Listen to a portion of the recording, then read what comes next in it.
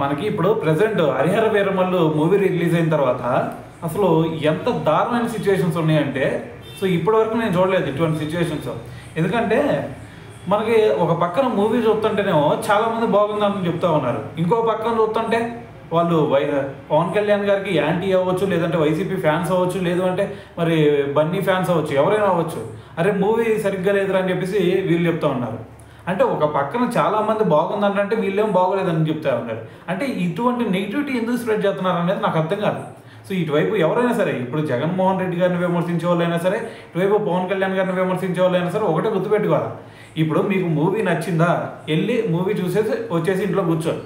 దాని తర్వాత రాజకీయ నాయకుడు నచ్చాడా వెళ్ళి ఓటేసి ఇంట్లో కూర్చోండి. అంతేగాని నచ్చాడని చెప్పేసి నువ్వు వాళ్ళ దగ్గరికి వెళ్ళి ఈ బానిసత్వం ఎందుకు చేస్తున్నావు, వాళ్ళకు తొత్తులుగా ఎందుకు ప్రవర్తిస్తూ ఉన్నావు? అంటే నీ బతుకు నువ్వు పుట్టింది వాళ్ళకి బానిసలుగా ఉండటానికేనా? సో ఫస్ట్ నీ ఇంపార్టెన్స్ ఏందనేది తెలుసుకోరా బాబు. ఫస్ట్ నువ్వు వాళ్ళకి జైలు కొట్టినంత మాత్రాన, జిందాబాదులు కొట్టినంత మాత్రాన వాళ్ళు నీకు వచ్చి ఏదో చేయరు. ఫస్ట్ ఇక్కడ రాజ్యాంగంలో ఏంది, నువ్వు ఓట్లు వేస్తున్నావు అంటే వాళ్ళ చేత నువ్వు పనులు చేయించుకోవాలా. నువ్వు పనులు చేయించుకోకుండా వాళ్ళు గ్రేట్ అని చెప్పేసి జిందాబాదులు కొడుతున్నావు అంటే నువ్వు ఎటువంటి దిక్కుమాలిన బతుకుతున్నావు ఒకసారి ఆలోచించుకో.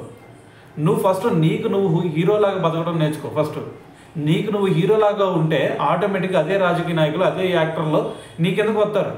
అలా కాకుండా నువ్వే వాళ్ళకి తొత్తులుగా బిహేవ్ చేస్తున్నావు అంటే ఇంతకంటే దిక్కుమాలిన బతుకు ఇంకోటి ఉండదనే చెప్పాలి. సో నీకు ఈ మూవీ గురించి ఒకటి చెప్పాలా, ఈ మూవీ బాగుంది అని చెప్తే నీకు పోయేదేముంది, ఏం లేదు కదా. సో ఇంకొక నలుగురు చూస్తే నువ్వు అటువంటి నెగిటివిటీ స్ప్రెడ్ చేయడం వల్ల అటువైపు వేరే పార్టీ వాళ్ళకి ఏమన్నా ఉపయోగం ఉందా? ఎటువంటి ఉపయోగం లేదు. సో ఇంకా అవసరమైతే ఇటువైపు ఇది 'హరిహర వీరమల్లు' రిలీజ్ దాని నిర్మాత ఎవరైతే ఉంటారో వాళ్ళకి నువ్వు నష్టం చేకూరుతున్నావు. ఇక్కడ పవన్ కళ్యాణ్ గారికి ఏమైనా పోయిద్దా? ఆయనకు వచ్చేయమంటే ఆయనకు వస్తాయి, అవసరమైతే ఆయన డబ్బులు కూడా తీసుకోకుండా ఉంటాడు, ఊరక చేశాను అనుకుంటాడు. అటువంటి సిచ్యువేషన్ చాలా సందర్భాల్లో చూసాం కదా. మరి నిర్మాతలు ప్రొడ్యూసర్లకి డబ్బులు వెనక్కి ఇచ్చిన సిచ్యువేషన్ కూడా చూసాం. ఆయనకు పోయేది ఏం లేదు. నువ్వు ఇటువైపు వీళ్ళకి ఇంకా ఏదో నువ్వు బెనిఫిట్ చేసేది ఏమి ఉండదు. సో కాబట్టి బానిసత్వం బతుకులు మానుకోండి. ఫస్ట్ నీకు నచ్చిందా వెళ్ళి చూసేసి వచ్చి ఇంట్లో కూర్చో, నీ ఫ్యామిలీకి సంబంధించి నెక్స్ట్ ఏం చేయాలి, ఈ ఫ్యామిలీని డెవలప్ చేయాలంటే ఏ విధంగా ప్లాన్ వేయాలనే దాని గురించి ముందుకు తీసుకెళ్ళు.